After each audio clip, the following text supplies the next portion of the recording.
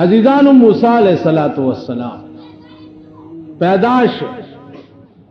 او بیا د فرعون په غیږ کې لوی کړ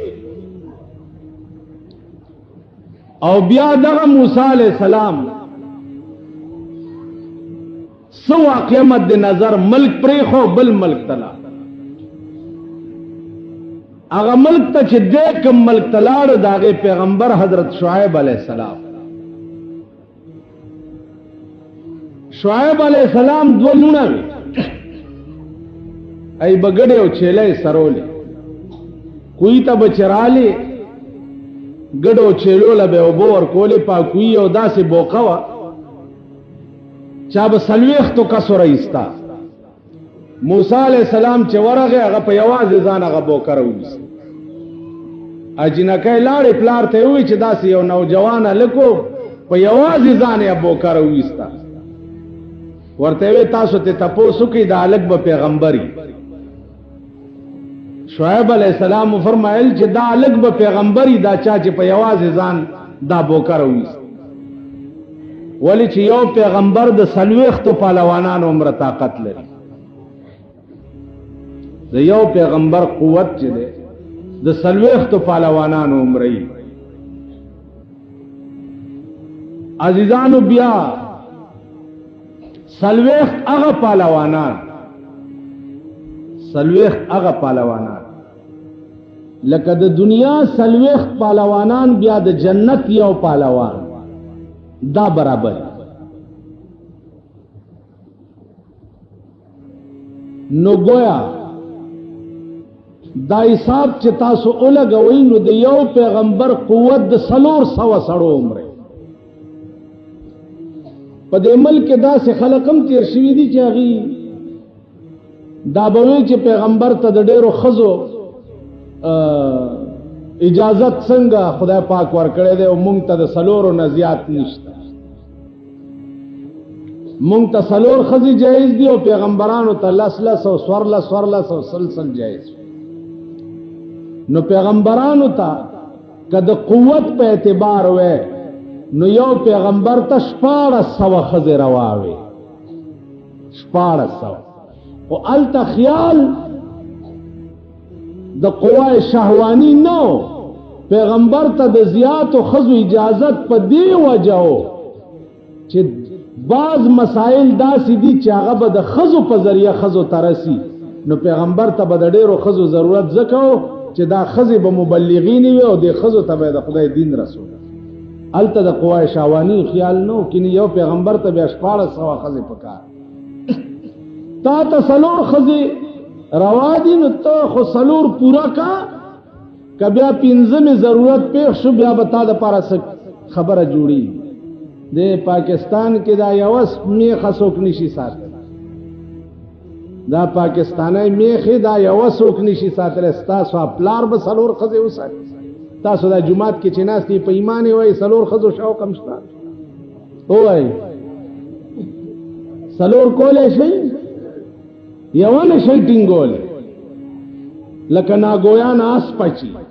یو طرف نه چراټینګه په بل خوا در نوزي بل خوا نه چراټینګه په بل خوا در نوزي خدای چې کوم تقسیم کړي دے هغه ډېر الله ته پتا وا چې ته د یو نه د دوه قابلم نه تا هم 300 روا دي او شرط ور سره لګولې وان خفتم الا تعدلوا فواحده کدا يردي چې تب عدل نشي کوله انصاف بنشي کوله پارشي کې به مساوات پارشي کې د مساوات نشو کوله نو الله وی فواحده بیا به یو کې بیا به دویم عمله تاسو پوه شئ وان خفتم الله تعالی مسنا وثلاثا ورباع دوا درې سلور لیکن وان خفتم الله تعدلوا کتا سو یریدای چې عدل بونک فواحد بیا به یو او ډېر خزو فطرت درته معلوم رسول الله صلی الله علیه وسلم دی یو بیبي کور تلا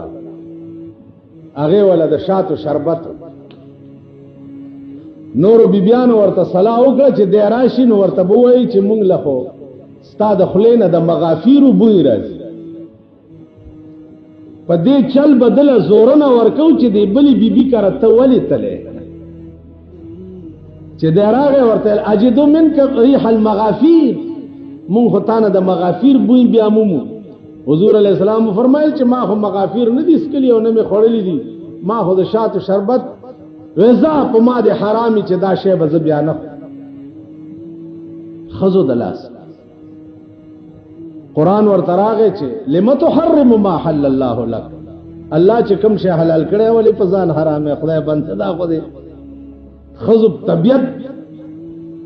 خذو فطرت داده حضرت عائشہ کور کې پروت ته اونې مشپا کې پاسه جنت البقیع مقبره تلاړو درې ځله دعا او درې ځله ادیره تلاړو دعا وکړه او درې ځله دعا وکړه اوس باز خلق پاکستان دے عرب بلا پکشتا دوا دلتا کوا او ملتمه کوا او پلانے دعا ہر وقت کوا 24 گھنٹے دا خلا پا جڑا لرا او خدای تا واز لرا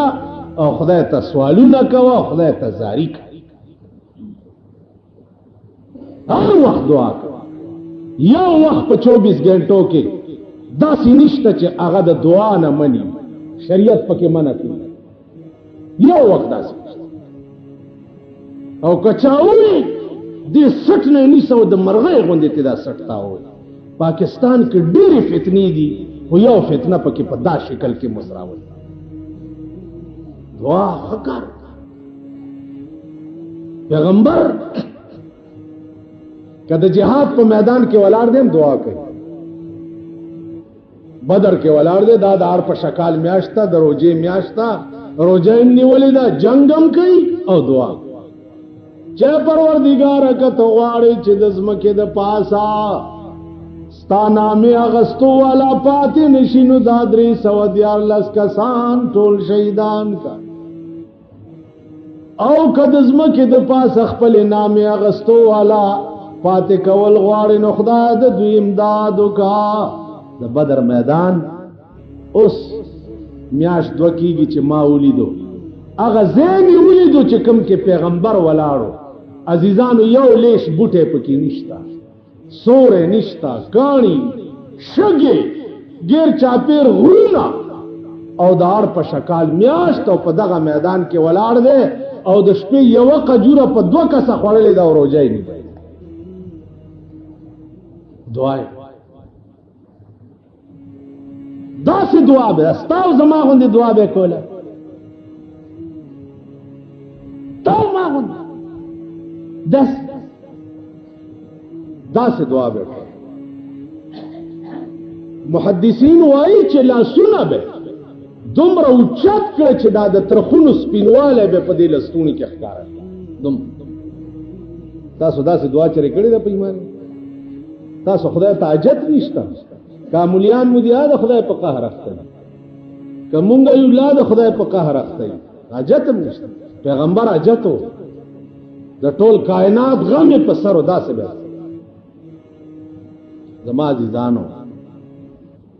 دعا درې ځله په جنت البقیع کې جناب رسول الله صلی الله علیه وسلم مقبره ته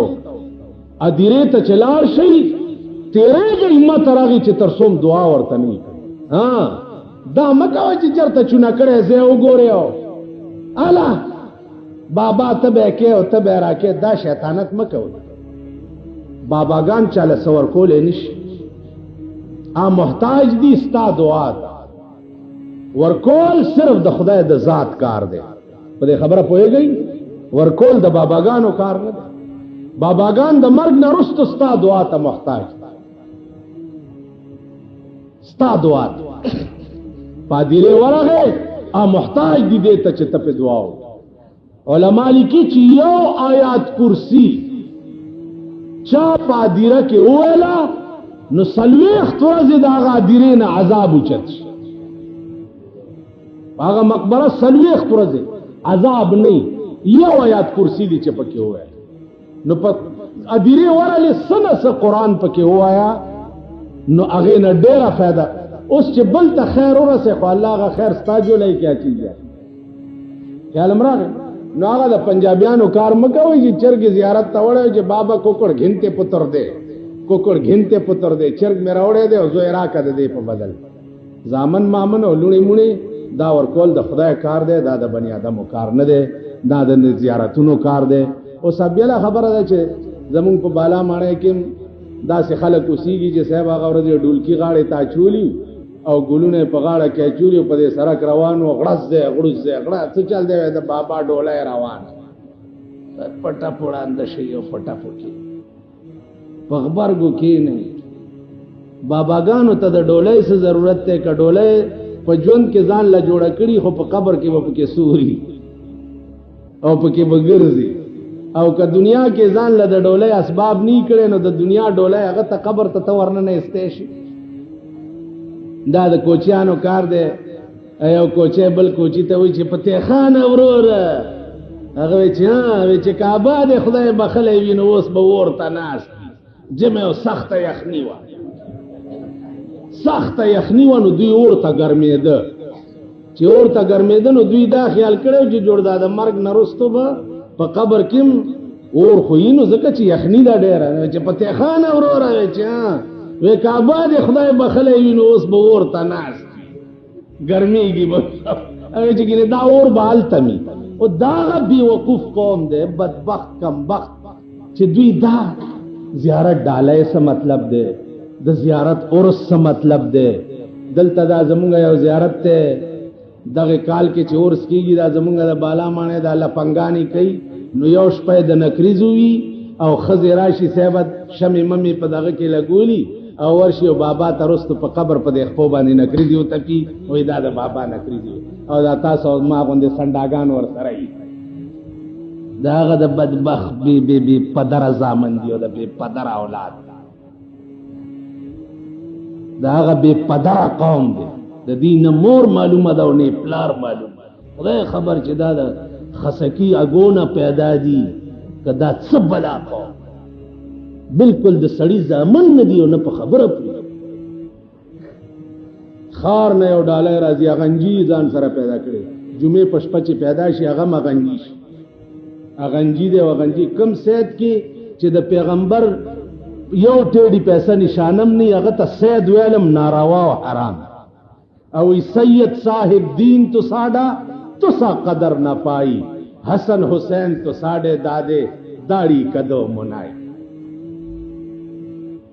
دی شکل تمو ګورئ په غوګونو کې به د سرو زرو مندرې چولی پیغمبر ویلی دي در سړی ته سرو زر استعمالول حرام دي نکي ویلی دي حرام دي دوی به د سرو مندرې په غاړه کې چولی چا به دومره غادغه چولې جم کوي دومره وګدبه او دا تاو ما غوندې خرچی کن سید دې اگر هغه کې چې دغه چې سید په 400 بستر کې سری راوتی سوچا سید دې سترګو ته وګوره تکي سری دا زمون خلقو ایمانونه دي دا زمون خلقو دي نو زمون دې کرتوتونو ته چې ګوره په مونږ به عذابونه نه نازلي په مونږ به قهر نه نازلي چې په باب د دین کې مونږ دومره صفر یو چې خدای نه غنو رسول نه غنو قرآن نه غنو مذهب نه غنو اس نه پويګو خو یو خر را پاسې دو او مونږ ته وی چې دا شی مذهب دې مونږ غي پسې یو قچر را پاسې دو چې دا شی دې مونږ غي پسې نه مونږ به تباکی ګنا غرکی ګو بنا نن سار را سره یو لګي او ټیکسونه ډېرو لګي د مالما خو یو شعر ته جمعې مونږ ترازه کنا وی چې مالما خو ویلی جستا په عشق طبيب وای ما رحمان تا ستا په عشق طبيب وای ما رحمان تا خبردار چې د حال تر دا بدتر وې ډاکټر نه بزولی دو وتا ته خدای شي بیماری ده دینه توبه واسنو جوړيږي وې دینه هو الله کا توبه واسه خدای دې نورم دا مرض زیات نو یار ته وستا په عشق طبيب وای ما رحمان تا خبردار چې د حال تر دا بدتر وې دینه نور غرق شي زیات نه خبر مونږ چې دینه زیات غرق زمونږ حال وګوره ټیکسونه زویم تاسو به وګورئ او د ځان تماشه به وکړئ د هغه ورځې انتظار وکړه د هغه ورځ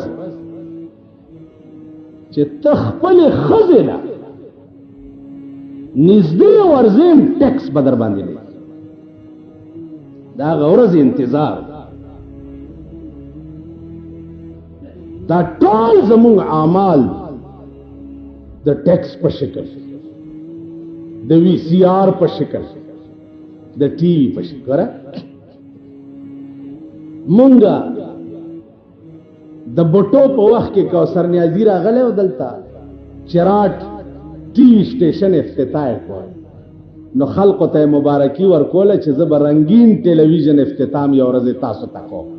نو مونږ ورپسې شو چې خدای دې تباه کړه ته خو مولای بیړه دې غرقه شه کور دې د میردین جومات شه ته خو مولای ته څنګه وایې چې زه به د رنګین ټي وي سټیشن افتتاح تاسو ته کوم مونږ چغې جوړې چې چغې جوړې کې اوس زمونږ موجوده امیر المؤمنین چې دی دی راغی په صدر کې د ټي وي سټیشن افتتاح وکړه چې 15 کروڑه روپۍ لګېدلي 18 نو تاسو وایئ چې صدر صاحب د کوم شي افتتاح وکړي نو داسې چل شي د یو ملا زوی هلکانو سره په ښکار ووتو چې په ښکار ووتو نو نور څه ورته میلاو نه شو ګیدړي وویشتو د ملا زوی لګي شو ګیدړي وویشتو چې ګیدړي وویشتو نو هغه هلکانو ورته چې هلکه څه اوسۍ موسی پیدا نه شوه ګیدړ دی دا خو مردار دی ویل څوک وایي چې مردار دی د ملا زوی زه یم مفتیان تاسو ځان نه جوړ زه یم چې حلال ډېره خبره چې راله پلار ته یې وایي چې میاں جي ګیدړ حلال دی هغې وی چې نه مردار ہے کون آخنے کہ گدڑ حلال ہے مردار دے سوک میں حلال ہے وی چې جی نور جمال آخنے کہ گدڑ حلال ہے استازوی نور جمال ہوئی چې حلال ہے اچھا نور جمال آخنے چلو پھر میں کتاب دیکھا اور کہ چیزا کتاب ہوگا کتاب راغستے دے غٹول لکان دا سے ورطلان دے ناس دوست کتاب لاس کی نیولے دے اور ورته وایي چې سنو بھائی سنو